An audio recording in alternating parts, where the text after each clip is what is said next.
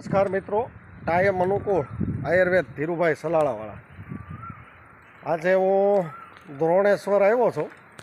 દ્રોણેશ્વર મહાદેવના દર્શન કરવા માટે. તો તમને પણ દર્શન કરાવે. શ્રાવણ મહિનો આવે છે તો આવા દર્શન થાય મહાદેવના. અહીંયા ફરવા બાળકોને લઈને આવ્યા હોય, નાહવાનું બહુ મસ્ત છે. અત્યારે પાણી ચાલુ થઈ ગયું છે, ચેક ડેમ છે, એમાંથી બાળકો સાથે નાહી શકીએ એવું વાતાવરણ છે. સરસ મજાનું વાતાવરણ છે અને બહુ સારું વાતાવરણ છે. તો અહીંયા દર્શને શ્રાવણ મહિનામાં ક્યારેક મહાદેવના દર્શન કરવાની ઈચ્છા થાય તો આવવાનું, એટલે બહુ આનંદ આવે એવું છે. અને બીજું, મારો 30 વર્ષનો અનુભવ છે.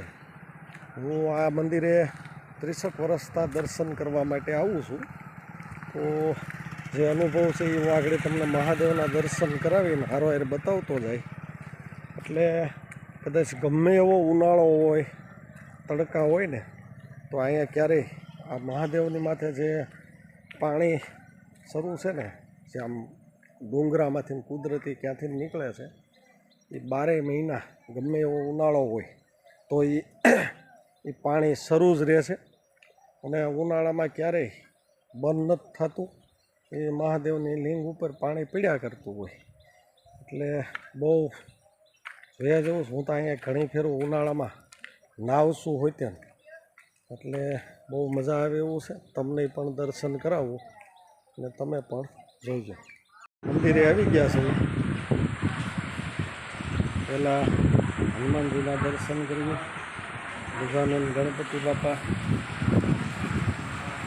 તો હું આ તમને કહેતો હતો, આ પાણી નીકળે ને વર્ષો થાય. 30 વર્ષનો મારો અનુભવ કહું છું. 30 વર્ષથી હું અહીં આવું છું દર્શને.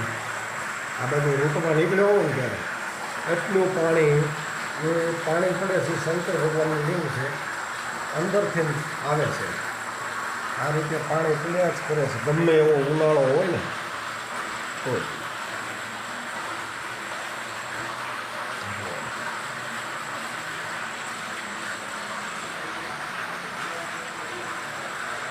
એટલે તમે શ્રાવણ મહિનામાં મહાદેવના ભક્તો દર્શન કરવા માટે અહીંયા આવો તો અવશ્ય લાભ લીધા જેવો છે. મહાદેવના આશીર્વાદ બધા માથે લાગે.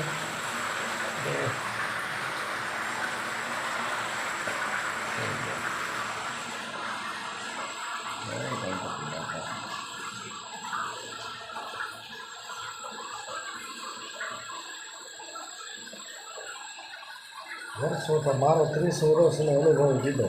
30 વર્ષમાં આ રીતે પાણી આ રીતે નીકળ્યા કરે છે. એટલે એને પછી નિકાલ આ રીતે જાય. લાવવું હોય તો અહીં અવશ્ય લાભ લઈ શકો. અહીંથી નીચેથી પાઇપ ગોઠવી પછી આની અંદર આવે.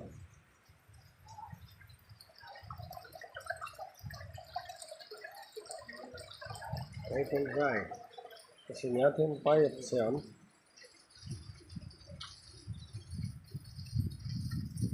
અહીંયા આદમીને સ્નાન કરવું હોય તો કરી શકે. આ બધું આદમી માટેનું છે.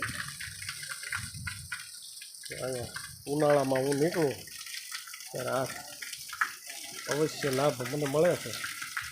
તો મારા જે ફ્રેન્ડ હોય,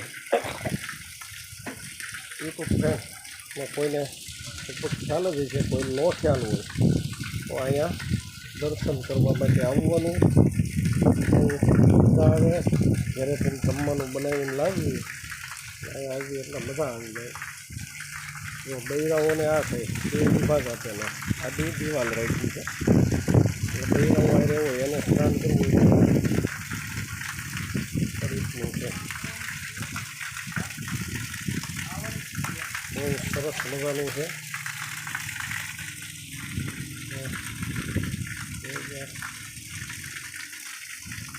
બહુ મોટો વડ હતો એ વાવાઝોડામાં પડી ગયો, પછી એને પડ્યું ખાલી રહી છે. જો સરસ મજાનો છે. લોકેશન બહુ સારું. નદી છે સામે દેખાય. દોણેશ્વર ગુરુકુળ છે. આ પુલ ઉપરથી જવાના ગુરુકુળ છે. બહુ મોટું હોસ્ટેલ બાળકોને ભણાવવા માટેનું. નદી છે. હજી વરસાદ બહુ નથી પણ પાણી નાય હગવી એટલું પાણી છે. જો સામે ચેકડેમમાં પાછું છલકાઈને આવે છે પાણી છે. નાય હગવી એટલું પાણી છે, નવાય એટલું.